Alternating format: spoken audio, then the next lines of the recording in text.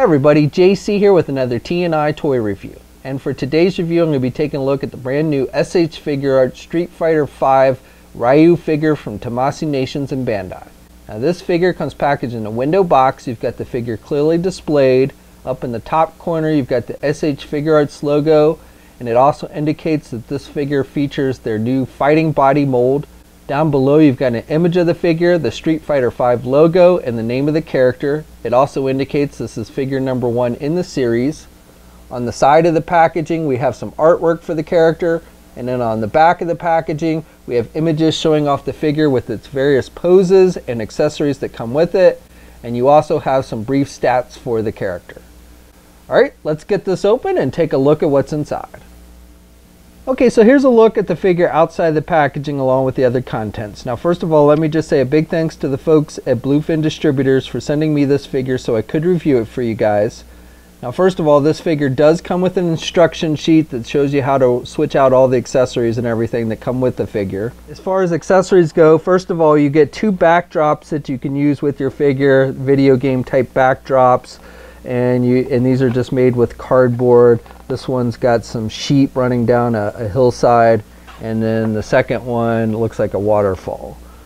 You get 2 different pairs of hands with this figure. You get a pair of closed-fisted hands, and then you get a pair of open hands.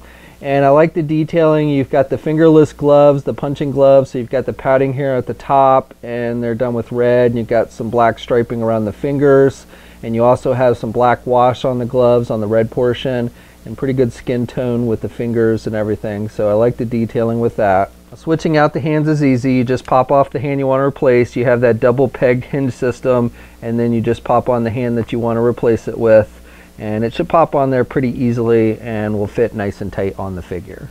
They've also included the little straps for the back of his bandana, so this is actually a removable piece. You've got the little peg there, and you've got the hole in the back of the head, and you can just plug it in. And it's nice that they make this removable so you don't have to worry about, pulling it off, and you can also rotate it and adjust it so it matches the poses that you put the figure in. You also get a Hodoken effect, and this is done with a translucent, semi-translucent blue plastic, and you've got the white frosting up at the top.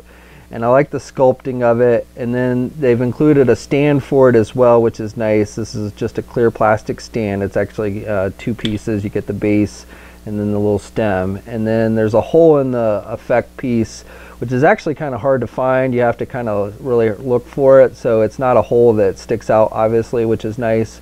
But once you find the hole, then you just take the stand and you plug it in there, and then you can stand it in front of the figure so it looks like he's throwing it at his opponent like in the video game. And then finally, you get 3 different face portraits with this figure. So you get the more normal looking one, which is the one that's attached to the figure when you first take it out of the packaging. Then you get the one where he's gritting his teeth, and then you've got the one where it looks like he's kind of screaming. So the way this works is you just pull off the top hair piece. It plugs in with a little peg on the top of the head. You got the little hole in the hair piece. And then you just pop off the head and replace it with the portrait piece that you want to use it with. And it just attaches with a ball joint, and the neck might move around on you a little bit when you're trying to pop it in, but for the most part it should fit nice and tight. And then once you get the head on that you want to use, or the portrait piece you want to use, then you just plug the hair back in, and again it'll fit nice and tight. So for the figure itself, I think Tamashii Nations has done a pretty solid job with this figure. I like the face sculpts. I like the normal face sculpt the best. I like how they sculpted the eyebrows so they come up over the headband. So I like that. That's pretty true to how it appears in the video game. You got a little bit of wash effect in the hair, but it's primarily just a black. And then I like the skin tone throughout the figure. I think they've done a nice job with the skin tone. Now the gi that he's wearing is actually a separate piece. Now it's not really meant to be removed. I guess if you really wanted to disassemble the figure in all its individual pieces, you could probably get this off. But it doesn't seem like they meant for you to actually remove this. So like the gi piece here is a separate piece from this bottom piece with the belt, and then these pieces here that are kind of tucked into the shoulder area are separate pieces as well. And so again, you could probably get all of these pieces off. They're all separate pieces, and they're made with just kind of a rubber type material. so you could probably get them off if you really wanted to, but it's not like they've made that as a feature to move his gi. And I do think it fits well on the figure. Now you do, like if you pull it back a little bit, you see like that inner piece of the gi that's stuck into the shoulder, so that looks a little funny. But overall, I think it fits well on the figure and looks good. I like, it's kind of a creamish white color, and you've got some texturing here in it. I don't know how well it's going to show up on the camera, but I do like the detailing. And then the belt, you've got some writing on the belt, which is done in some gold metallic color, and you've got some striping sculpted in the belt and a wash effect there. So again, I like the detailing with that. And then on the back of the figure, it's pretty plain. And I like how, you know, you've got the torn sleeves here up around his shoulder. So very true to how he appears in the video game. And then you've got the parts of his gloves here. Now these are actually sculpted onto the arm. They're not removable, but you know, it's supposed to be part of his glove, and you've got the writing like you see in the video game. And then for the legs again match the top portion of the body pretty nicely with the off-white, and then good skin tone on the feet. Nice sculpting detail with the toenails, and I like how you've got the torn look around the bottom of the pant legs. So I like that detailing. So again, overall, I think they've done a nice job with the look of this figure. And real quick, here's a look at the other portraits. This is the open mouth one. This is probably my least favorite of the three that they included. And then the one where he's gritting his teeth. So this figure stands just a little bit over 6 inches tall, not quite 6 1/4 inches. Okay, so here's a comparison with the Storm Collectibles Street Fighter V Ryu figure. And you can see the Storm Collectibles one is much broader and taller than the SH Figuarts version. And I kind of prefer the overall look of the Figuarts version. I just like the sleeker looking body, but you know, it's really kind of a preference of which you prefer. This one actually might be more in keeping with the actual video game, but again, I just kind of personally prefer the look for the Figuarts one better. Here's also a comparison with the Storm Collectibles Mortal Kombat Sub-Zero figure. Here's a comparison with the Jazzware 6-inch Street Fighter figure, and then the old Soda Toys Guile figure. Sorry, I couldn't find my Soda Toys Ryu to give you a comparison. Here's a comparison with the SH Figuarts WWE Rock figure, and then the SH Figuarts Teenage Mutant Ninja Turtles Donatello figure. And then finally, if you wanted to recreate some Marvel vs. Street Fighter action, here's a look at the SH Figuarts Captain America movie figure, and then the Hasbro Marvel Legends Pizza Eating Spider-Man figure. So for articulation, you can turn the head to the left and to the right, and the entire neck moves, so he's got good down movement. You can move the bottom of the neck and at the top, so he's got good down movement, and really can't look up very well though. That's about as far up as he can look. And then the arms, you've got pretty good movement there. You've got that kind of butterfly joint, so you've got the back and forth movement there at the shoulder, and you can kind of do the arm up and down there and pull it out a little bit from the socket. You've got rotation up there at the shoulder. You can get the arm out, and then you've got good rotation with the arm all the way around. You do not have a traditional bicep swivel, though again, you do have the rotation up there where the shoulder meets the ball joint.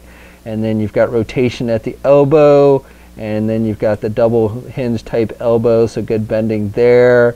You've got rotation at the wrist, and then you've got the ball hinge joint, so you've got good up and down movement or forward and back movement with the hands. Then you do have a midsection joint. Now the gi, which is a separate piece, does limit some of the forward movement on this figure.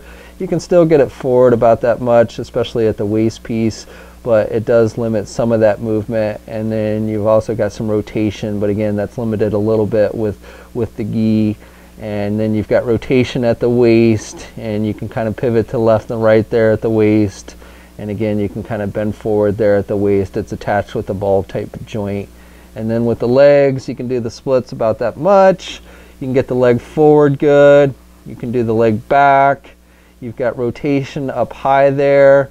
And then with the knee, you've got good bending at the knee there. And you've got rotation, some rotation there with the knee.